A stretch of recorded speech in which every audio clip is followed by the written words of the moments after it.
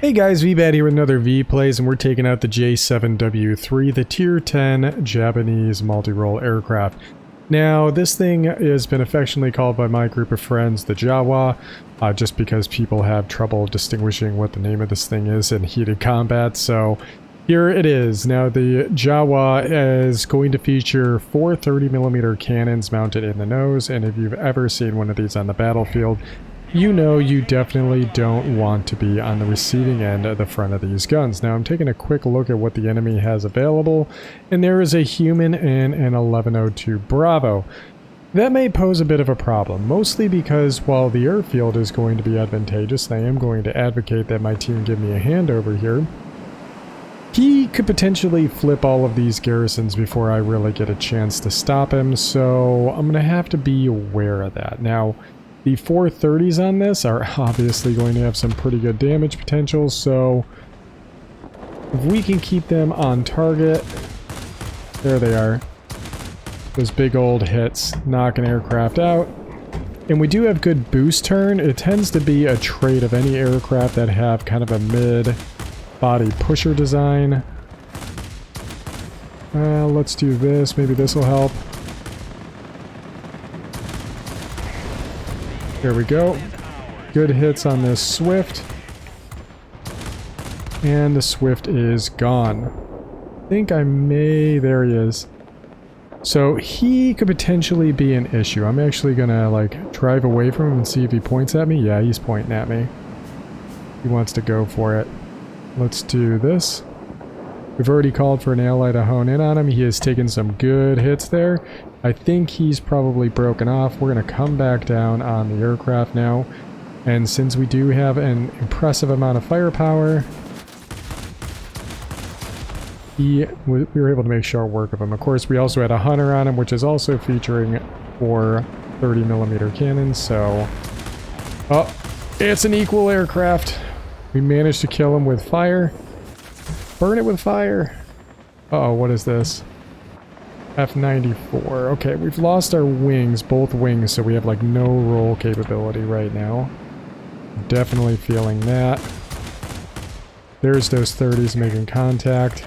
Solid hits. I think we may have just gotten a wing back. I feel the rolls coming back. There's the Swift. Even a couple of passing blows are going to cause some serious hurt for this guy. There we go. Got his engine. Use that boost turn to come around. Knocked him out. Whew. Really making me work for it today. Love to come down and grab some wrench real quick, and then we'll come back against this light fighter. LA 160 featuring dual 37s.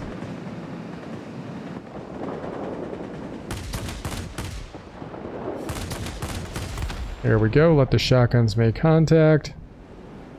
Taking out the enemy attack aircraft is going to be a nice benefit to us trying to maintain control of the battlefield. Now here he is again. Getting those big hits in. There we go. In a lot of ways this feels like a much more maneuverable 262. We definitely need to get into the middle. We can't let these guys go running around uncontested. We don't want to catch this guy in a head-on because of the rockets.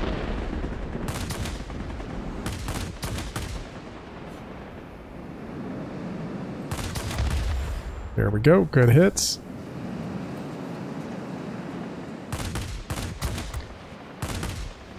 Oh, it would have been nice to get a fire there. There we go. Now, the J7W1 is propeller driven. That's going to be the one at Tier 8, and it does symbolize kind of a bit of a departure from the norm for this line, because you all of a sudden find yourself in multi-roles and not into in the turny light fighters that you had kind of been raised in when it comes to the zero line. So this is a bit of an oddity in that it does come off of the zeros. Alright, he cannot get this zone alone through capture. Well, he might be able to cause us some grief here, but...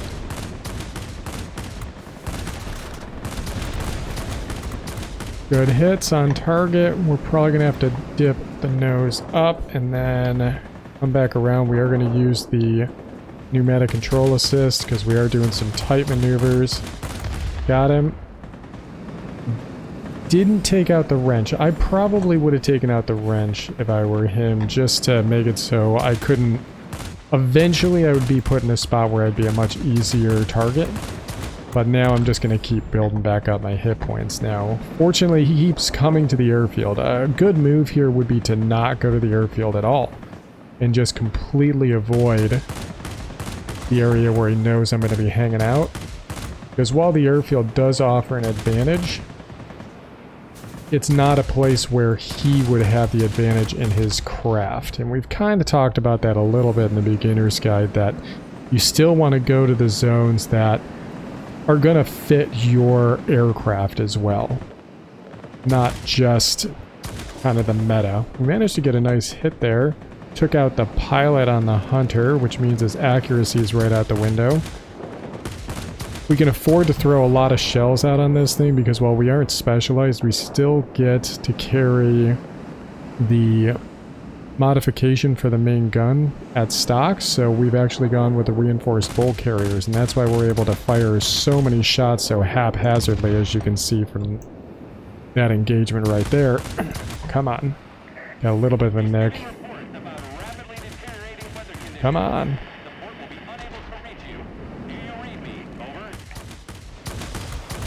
There we go. That was a little bit annoying. F94D, yeah, we don't want to be in a head-on with him. He coming down on us? Oh, he's not looking at me, though.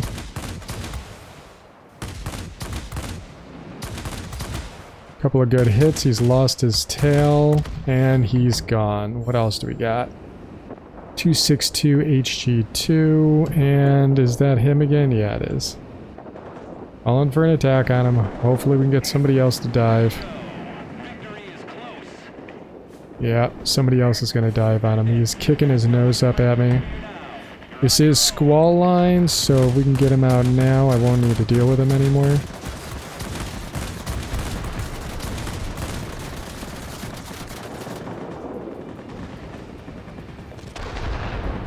I think he sees what I'm doing here and he's flying underneath me. That is a smart move. Got him. What else we got here? F-84. And we must have lit him on fire. Nice. Man, we're racking up a pretty decent score here. So yeah, when you get the Tier 8 version, it does feel like a major change. But once you start to get used to it, it gets a lot better. And really, I think that when you get to the jet version at J7W3, the Tier 9, it feels pretty good. And then when you get to this one at Tier 10, it just feels like an even better version of the previous aircraft. So it fares pretty well. I think once you start to appreciate what the JAWA brings to the fight.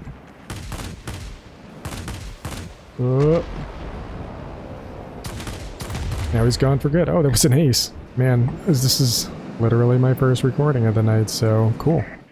Solid. I'll throw up a GG, not an FF. That was 21k, man. 21k, Marseille, the Ace, Wing Legend, Guardian, Lambert Medal, Conqueror, yeah. So we pretty much stuck over the airfield the whole time. We would have departed if we discovered that he was trying to countercap us, but that really wasn't happening a whole lot. So we just stuck to the middle and it paid off. And I've kind of described the J7W series as a bit of a mobile turret platform. Like you take the thing out, you put it in the zone, and the thing can pretty much pivot on one spot and just kill anything that comes near it just with overwhelming firepower. And it really is a solid aircraft. We managed to take out 20 planes, only 2 of which were defense aircraft, 11 multi-roles, 3 fighters, and that same attack aircraft on 3 different occasions. And we got a lot of criticals. Obviously, we are firing 4 30mm cannons, so we're able to pump out quite a bit. And of course, that crit damage really piles up. On top of that, we did 10,000 damage to aircraft, got 755 capture points, 640 of which was just for defending sectors. So we got the airfield early and we held onto it. And since we didn't get too many other zones, like, we kept that match going for a really long time. So sometimes those matches where the enemy is doing okay is actually a good situation. Now, don't get cocky, because I have seen those turn into an air supremacy in the blink of an eye. So you got to keep an eye on it, and you don't want to be that person. But at the same time, if you're in that situation, you can really score some pretty high point counts just because the timer is going at a moderately slow pace. For equipment, I've gone with a completely balanced build here. This is pretty much my staple setup. Gyroscopic gun sight. We went with the lightweight wing frame, uprated engine, and then, like I said, the reinforced bolt carriers get a lot more burst out of these guns because they tend to overheat quickly, if I remember correctly. Oh, there it is, the cumulative damage. 1,224 damage. That's a lot of firepower, and even though it's relatively short range, we're able to get it to bear fairly easily with a 9.8 second turn time. Granted, we are running a pretty decent pilot, but by tier 10 you should have a decent pilot. So this is going to be a 2, 4, 6, 8, 9 skill pilot. It's running a little bit high, but I would definitely favor Aerobatics Expert as well as the Engine Guru and Marksman 1. And I also really like Firefighter. That should be a staple on most of your Japanese aircraft because they tend to have an increased fire chance. You can see the fire resistance on most aircraft is probably around 45, 50, and this one's sitting at 35, so it's actually still pretty prone to lighting on fire. Once we are able to specialize this thing, I'm still debating what I want to do with the airframe. Maybe I might want to give it the polished airframe. We'll see. But as a multi-role, it's actually a multi-role that's more of a dogfighter. It may get some bombs, but these bombs, they're okay, but they're not the same type of bombs you would find on a lot of other aircraft that are multi-roles as well. You're pumping out a pretty low amount of damage, generally speaking, but you do have bombs, and considering that you're not really a speed or an energy aircraft, the bombs aren't hurting you too much. So why not carry them? Because I do believe that they helped us flip that airfield fairly quickly in the beginning, and now I gotta fact check myself. Did I even get any points for destroying a target? Yeah, we destroyed one ground target, and it was the special ground target, so it definitely helped out. And don't be deceived, just because you don't have good bombs doesn't mean you're not a good influencer against ground targets, because you have 4 30mm cannons, so you can do some pretty serious work. It's the same type of guns you'd find on that 1102 Bravo. So anyways, I hope you guys enjoyed this video. I'm glad it turned out to be an ace. I don't often record those, so hope you guys had a good one, and as always, I'll catch you on the next one.